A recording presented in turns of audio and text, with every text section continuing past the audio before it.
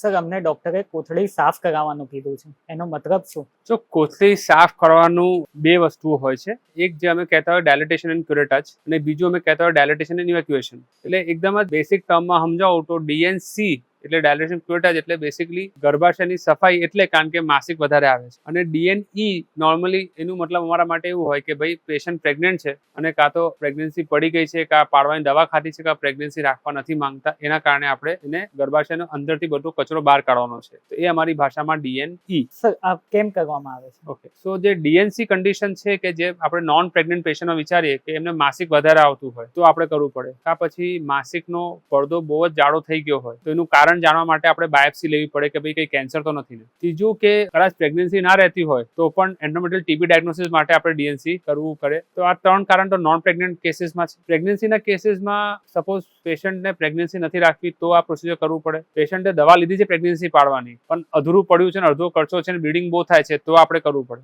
આ પછી પેશન્ટને કોઈ પણ કારણસર બ્લીડિંગ થાય છે તો ડાયગ્નોસિસ માટે પણ આપણે કરવું પડે કે છે શું. અને એક વસ્તુ એવી હોય કે પ્રેગ્નન્સી પેશન્ટને રાખવાની હતી બટ મિસકેરેજ થઈ ગયું છે પણ થોડો કચરો હજુ અંદર છે તો એને પણ સાફ કરવા માટે આપણે આ પ્રોસિજર કરવી પડી શકે. સર આ પ્રોસિજર કરવામાં કેમ આવે છે? એટલે બેસિકલી આ પ્રોસિજર ડીએનસી હોય કે ડીએનઈ હોય એમાં ઓવરલેપિંગ છે. ટેકનિકલી બંને જ પ્રોસિજર ઓવરલેપિંગ છે. ટેકનિક સેમ છે ઓલમોસ્ટ. કે પહેલા તો પેશન્ટને આપણે બેભાન કરીએ છીએ. નોર્મલી જો પેશન્ટ સ્ટેબલ હોય તો એમાં શોર્ટ જી આપવામાં આવે છે. અમુક કેસીસમાં રિજનલ એનેસ્થેસિયા છે કે સ્પાઇનલ પણ કદાચ આપવાની જરૂરત પડી શકે જો આપણે લાગતું હોય કે એને સિસ્ટમિક પ્રોબ્લેમ છે અને શ્વાસમાં તકલીફ છે તો અમે પ્રિફર કરીએ કે એરવે એનું મેનેજ ના કરવું પડે, તો ખાલી સ્પાઇનલથી જ કામ પતી જાય. એ એનેસ્થેસિયા વાળો નક્કી કરે. પછી એકવાર પેશન્ટ બેભાન થઈ જાય કાં તો સ્પાઇનલ અપાઈ જાય પછી પેઇન્ટિંગ ડ્રીપિંગ કરીને એનું ગર્ભાશય જો હોય એને અમે અમારા વોલ્સેલમ ઇન્સ્ટ્રુમેન્ટથી પકડી ગર્ભાશયનો મુખને અમે ડાયલેટ કરીએ તો જગ્યા કરીએ કે જેમાંથી અમારા ઓજાર પાસ થઈ શકે અને પછી એ ઓજારથી અમે ગર્ભાશય અંદરથી આખું જેટલું અમને સમજ પડે એટલું સાફ કરતા હોઈએ છીએ. સર એનાથી ફાયદો શું થાય? તો જેમ મેં તમને આગળ કીધું કે ભાઈ સપોઝ પ્રેગ્નન્સી નથી રહેતી તો એનું કારણ મળે,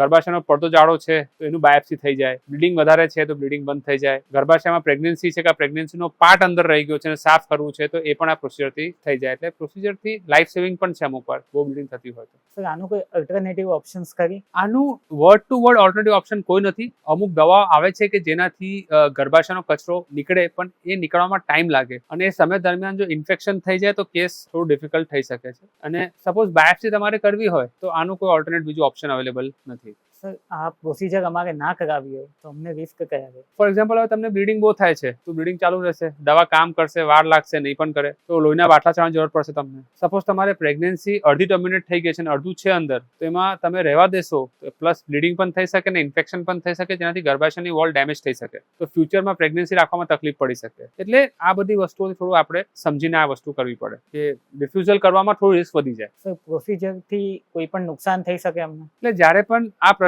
આવે તો સૌથી પહેલો તો આન્સર આ જ હોય મારો કે જો ભાઈ મેડિકલ સાયન્સ ખાસું આગળ છે એટલે ઘણા બધા કોમ્પ્લિકેશન્સ હવે અવોઇડ થઈ ગયા છે. અમુક રેર કોમ્પ્લિકેશન્સ થઈ શકે છે કોઈ પણ પ્રોસિજરમાં. ઇન જનરલ જ્યારે વાત કરીએ અમે તો અમે વાત કરીએ કે જેમ કે ભાઈ આપણે એનેસ્થેસિયા આપ્યું તો એનેસ્થેસિયાનું કોમ્પ્લિકેશન થઈ જવું કે ભાઈ પેશન્ટને રિએક્શન આવી જવું ડ્રગનું, પેશન્ટ એનેસ્થેસિયા ટોલરેટ ના કરે તો એને એટેક આવી જાય, એને પગમાં કોઈ નસ જામે જાય તો એમ્બોલિઝમ થઈ શકે. એટલે એવા બધા એનેસ્થેસિયા કોમ્પ્લિકેશન થઈ શકે. તમે જ્યારે પ્રોસિજર કરો છો તો ઇન્ફેક્શન ઇન્ટ્રોડ્યુસ થાય કાં તો ઓલરેડી ઇન્ફેક્શન હોય પેશન્ટને પછી ફ્લેરઅપ થઈ જાય તેના માટે એન્ટીબાયોટિક કવરેજ ને બધું આપણે આપતા હોઈએ છીએ પણ આ એક નોન કોમ્પ્લિકેશન છે કોઈ પણ પ્રોસિજરમાં. આ પ્રોસિજરના જે સ્પેસિફિક તમે મને પૂછો કે 3-4 કોમન કોમ્પ્લિકેશન કે અનકોમન કે તમે જે વિચારતા હોય થઈ શકે, એક છે કે તમે આ પ્રોસિજર કમ્પ્લીટ જ ના કરી શકો. ગર્ભાશયનું મુખ એટલું ફીટ બંધ હોય કે અમારા ઓજારોથી ખુલે જ નહીં તો અમે પ્રોસિજર અમારે એબેન્ડન કરવી પડે. બીજું કે કારણ કે આ બ્લાઇન્ડ પ્રોસિજર છે તો ઘણીવાર ખૂના ખાતરાથી બધો કચરો ના નીકળે અને તમે જ્યારે અઠવાડિયા પછી પેશન્ટ પાછું આવે કે સાહેબ હજુ બ્લીડિંગ ચાલુ છે અને સોનોગ્રાફી કરો તો તમને અંદર કચરો મળે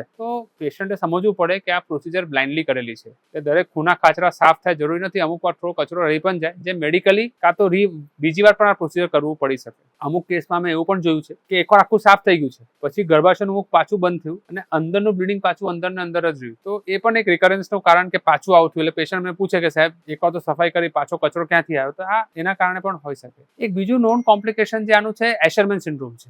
એશરમેન સિન્ડ્રોમનું મતલબ શું કે આ પ્રોસિજર પછી પેશન્ટને માસિક આવતું જ બંધ થઈ જાય કારણ કે ગર્ભાશયની બંને દિવાલો ચીપકી જાય. એના 3 કારણ હોઈ શકે. સૌથી પહેલું કારણ તો પેશન્ટના હિલિંગના પ્રોબ્લેમો હોય તો પણ આવું થાય. બીજું કે પેશન્ટ જ્યારે સફાઈ કરાવવા આવ્યું આવ્યું ત્યારે પેશન્ટને ઓલરેડી ઇન્ફેક્શન હતું. પેશન્ટે ઘણીવાર બહુ લેટ આવે અમારી પાસે સફાઈ કરવા માટે. હવે એવા ઇન્ફેક્શનમાં જ્યારે અમે કોથળી સાફ કરીએ તો એન્ડોમેટ્રિયલ ડેમેજ એટલે ગર્ભાશયનો જે પડદો હોય એને ડેમેજ થાય અને બંને પડદા ચોંટી જાય અને એના કારણે પણ એશરમેન સિન્ડ્રોમ થાય, જેના કારણે તમને માસિક આવે જ નહીં. એનું ટ્રીટમેન્ટ માટે આપણે પાછું હિસ્ટ્રોસ્કોપી કરીને પડદા અલગ કરવા પડે અને ઇન્જેક્શન્સ લેવા પડી શકે છે. આ રેર કોમ્પ્લિકેશન્સ છે, કોઈ દરેક કેસમાં નથી થતા, પણ જ્યારે પણ તમે આ પ્રોસિજર કરાવો તમારે મગજમાં લઈને ચાલવું પડે કે ભાઈ પ્રોસિજર છે, એની સાથેના ફાયદા પણ છે અને એની સાથેના કોમ્પ્લિકેશન્સ પણ તમારે સમજીને ચાલવું જરૂરી છે.